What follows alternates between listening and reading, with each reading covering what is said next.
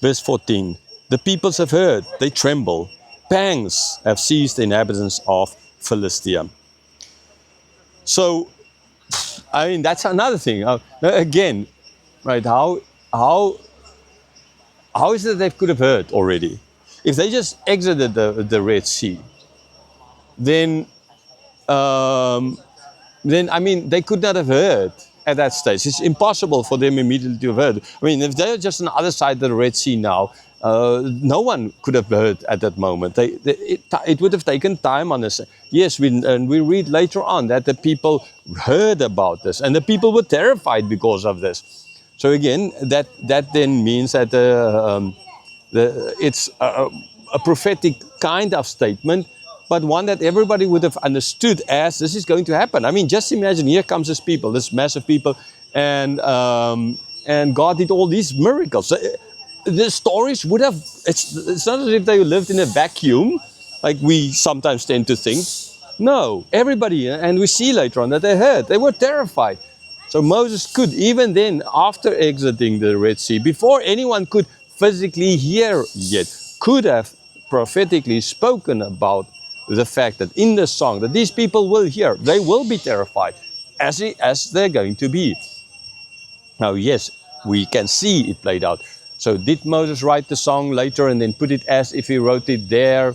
I don't want to think like that. I guess, I mean, it's possible, but it can explain as well the other things, and then this situation with the people being swallowed by ground stuff. On the other hand, as well, it can be just logical, prophetical, everything that is happening, and pointing towards these other things, as I've already explained. Yes, so they tremble. The pangs, like the birth pangs, like, oh, like sees the inhabitants. There's this idea of birth pangs as well, like, oh, what's going on? Like, oh, we're going to our end.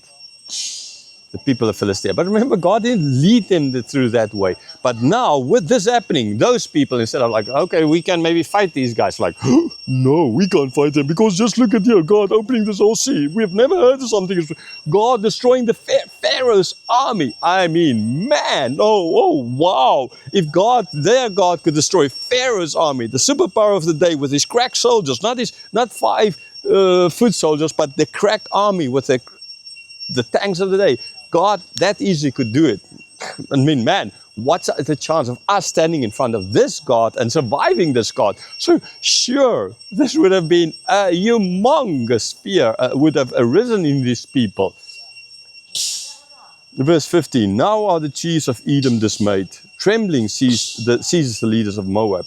All the inhabitants of Canaan have melted away. Now people again will say, yeah, but you know, they didn't know the people of Edom. They're still going to travel through, then meet up the people, right? Or the land of Canaanites. All these people, Edom, the Moabites and the Canaanites, they're all going to just melt away before this, out of fear for what God's doing. And again, you can say, yeah, but right, so but these things haven't happened yet, or they haven't even met them yet, or the Canaanites haven't even seen them yet, and the Moabites and Edomites, they haven't, like, because they're like living in a vacuum again. No, they would have known about the Moabites. They were family of them. The Edomites, they were family of them. The Canaanites not. They would have known. They would have heard of these people. I mean, the traders going back and forth.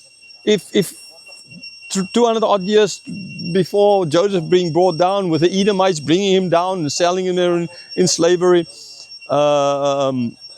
then even then they already had this kind. So the trading didn't stop. It was, the roads were there. They were in contact with, and so they would have known about that familial nation of their, related to them through this blood, living there as slaves. And now, so they would have known about, these people would have known. Moses lived in that part. I mean, these stories, they would have been in contact. Yes, not immediately, not like get up and get an email or write a message on the other side of the world kind of idea.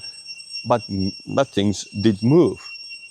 And so with them hearing all of this, sure, again, they would have been in such fear and just wanted to get away, get rid of what is going to happen ultimately. right? So this trembling. So this is another thing that this work of God ultimately did. So yes, these people would have heard about all these things and this trembling and this. I mean, it makes sense for this fear to be on them. This extra thing that God did by not just destroying Pharaoh and his army, by removing that threat of people who could go back and then attack them later on, or force these Edomites, the Canaanites, the Moabites to send the Jews back, the Hebrews back.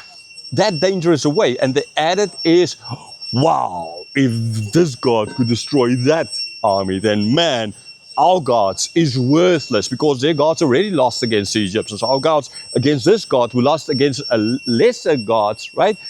I mean, who lost against so Hebrew God up there, and then the Egyptians God lost here, and their gods lost against the Egyptians God. Then their chance of beating the Egyptian God up, the Hebrew God up there is zero. So that added fear, this is part of the brilliance of the plan of God, make it impossible for them ultimately, or make it logical for them to fear, to fade away, or to not even want to get into a fight with these guys.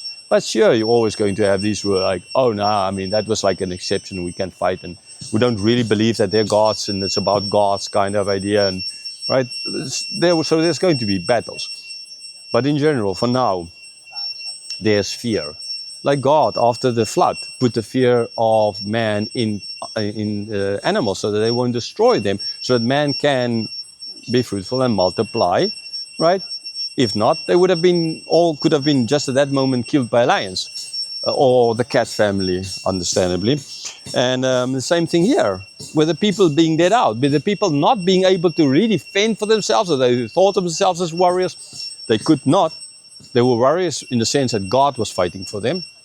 They could not stand against this ultimately. So now this fear, because the destruction of Pharaoh's army, because they were led through the sea, is now on the people. And so they're going to take a step back and say like, maybe we need to just kind of let them be, because otherwise we are in for deep troubles.